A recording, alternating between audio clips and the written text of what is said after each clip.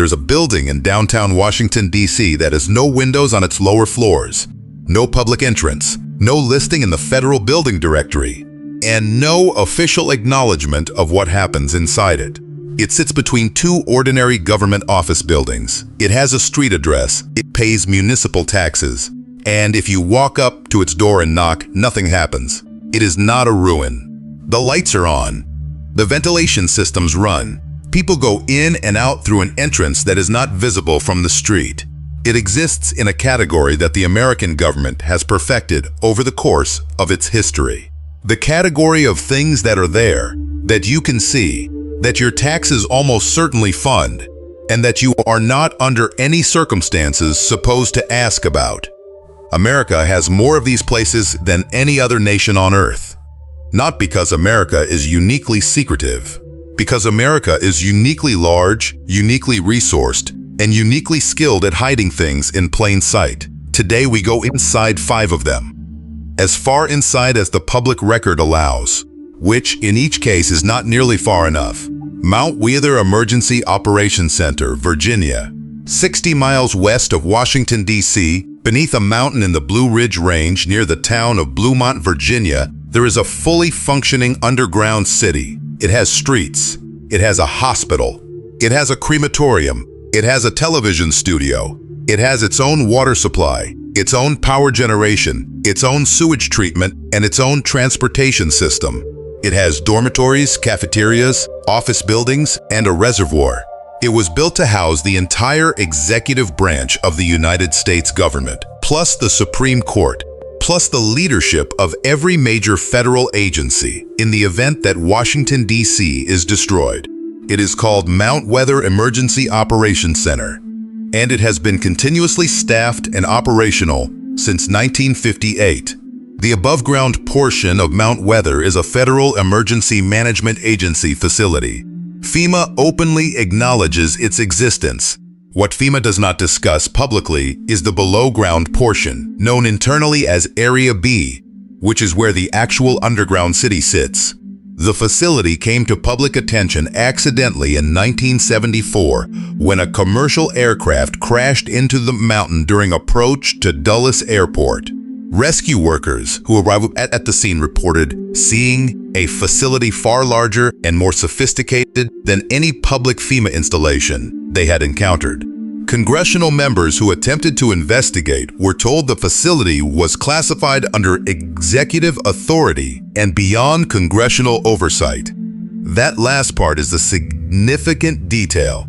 An installation funded by American taxpayer money, operating under American soil, was formally placed beyond the oversight authority of the elected representatives of the American people.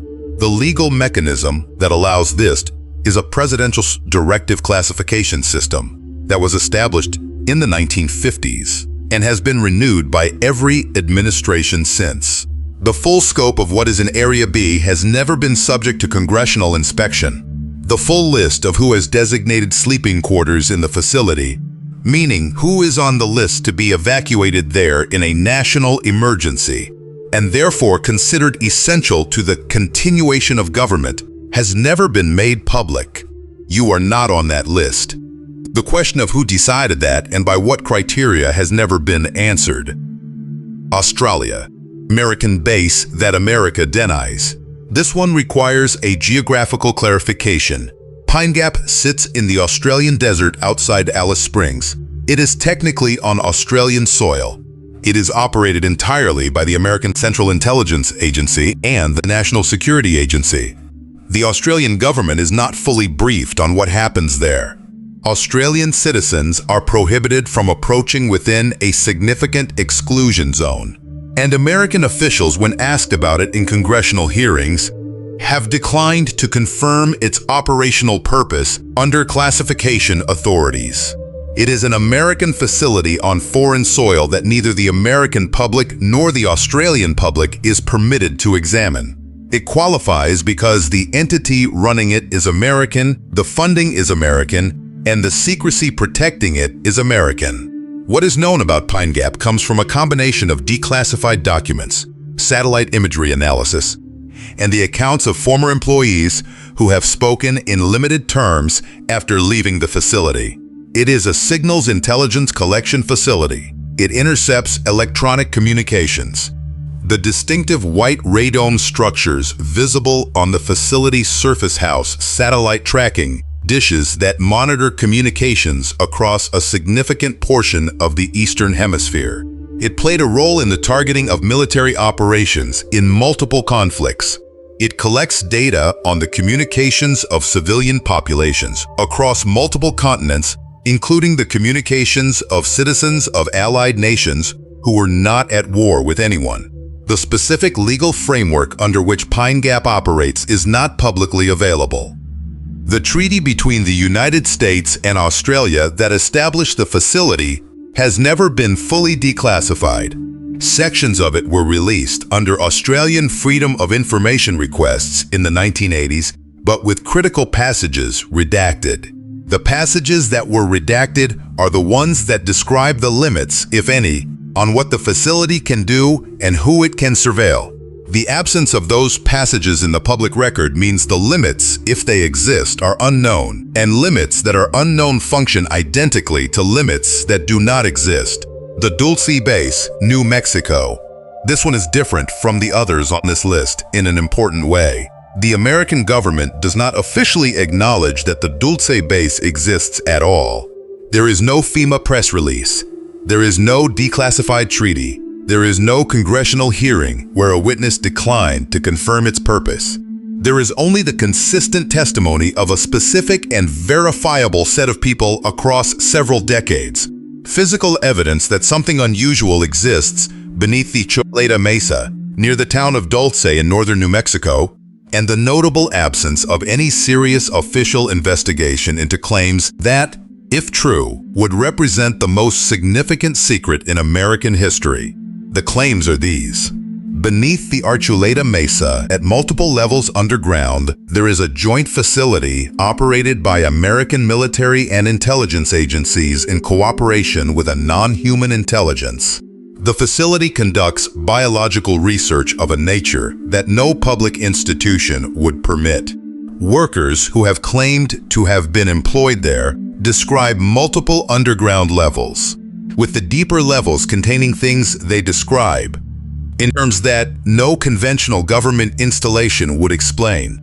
The tunnels connecting the levels were not all built by human excavation equipment.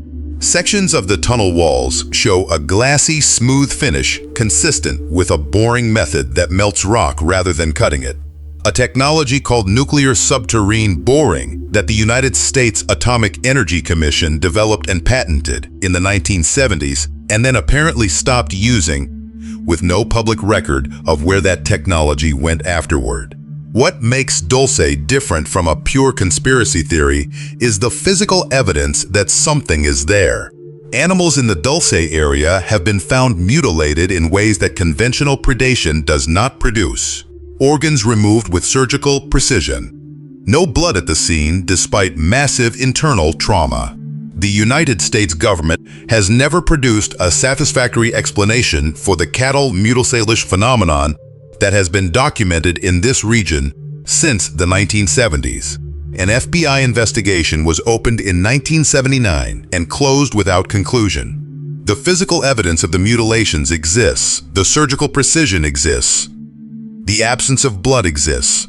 What does not exist is an official explanation that accounts for all three simultaneously. Room 641A, San Francisco. This one is not underground. It is not in a remote location. It is in a building in downtown San Francisco that AT&T uses as a telecommunications switching facility at 611 Folsom Street. Room 641A is on the 6th floor. It was built in 2003. Its existence became public knowledge in 2006 when a retired AT&T technician named Mark Klein filed a declaration in a legal case brought by the Electronic Frontier Foundation. What Klein described is a room that AT&T built specifically for and at the request of the National Security Agency. A room that no AT&T employee without NSA clearance is permitted to enter. A room through which a copy of every single piece of internet and telephone traffic passing through AT&T San Francisco's switching facility is routed. Every email, every phone call, every internet search, everything. The legal basis for this room's existence was a classified court order issued by the Foreign Intelligence Surveillance Court, a court whose proceedings are entirely secret, whose orders are classified, and whose oversight of the government surveillance it authorizes is conducted without any public visibility. The room was built before the legal order that authorized it was issued, according to Klein's timeline, which means the surveillance infrastructure was constructed before the legal authority to operate it was obtained. That sequence of events has never been officially addressed. Room 641A is not the only room of its kind. The same architecture was replicated at AT&T facilities in multiple American cities. The San Francisco room became known only because one technician who was not supposed to see it saw it and was troubled enough by what it represented to say so publicly. The rooms in the other cities remain in operation. The volume of communication they process daily is not publicly known. The legal orders authorizing their continued operation are classified. You are almost certainly in the data those rooms have collected. The room is real. The surveillance is real. The legal framework governing it is not available for you to read. The Mormon Mesa Vault, Nevada, in the side of a sandstone cliff in the Nevada desert, accessed by a road that is not on any public map, there is a vault entrance cut into the rock. Behind that entrance, extending deep into the mesa, is one of the largest archive facilities on Earth. It belongs to the Church of Jesus Christ of Latter-day Saints. It is called the Granite Mountain Records Vault, though the Nevada facility is sometimes referenced separately, and it contains genealogical and historical records of extraordinary scope. Billions of records, microfilm and digital archives spanning centuries of human record-keeping from countries across the entire world. Records that the Church has spent decades and enormous resources collecting from archives in every nation that would permit access. The facility is not a government installation. The Church is a private religious organization. The vault is on private property. None of that makes it less significant as a place the public cannot access and whose full contents are not publicly cataloged. What makes it significant for this discussion is what surrounds the vault's existence. The collection effort that filled it was conducted under agreements with foreign governments and archives, some of which explicitly prohibited the reproduction of the records being filmed. Several nations have since requested the return of or destruction of copies made under agreements their government signed, without fully understanding the scope of what was being collected. Those requests have been declined. The full catalog of what is inside the Nevada facility has never been published. The agreements under which records from foreign nations were collected have not been made public.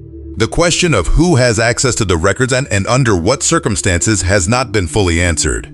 The facility was built to survive nuclear war. The records inside it are backed up in additional locations whose positions are not publicly disclosed. Someone decided that these specific records were worth protecting at that level of security and expense. What they knew about the value of those records that we do not is the question the facility itself cannot answer. The 5 places on this list share one quality that matters more than their individual secrets. They all exist on a spectrum of acknowledgment that the American government has carefully calibrated. Mount Weather is real and partially acknowledged. Pine Gap is real and partially acknowledged. Dulce is real to those who have been near it and completely unacknowledged officially. Room 641A is real and legally unaddressed. The Mormon Vault is real, private, and selectively disclosed. Each sits at a different point on the spectrum between full public knowledge and complete official denial. The spectrum itself is the system, and the system is working exactly as designed, as long as we keep treating each point on it as a separate and unrelated story.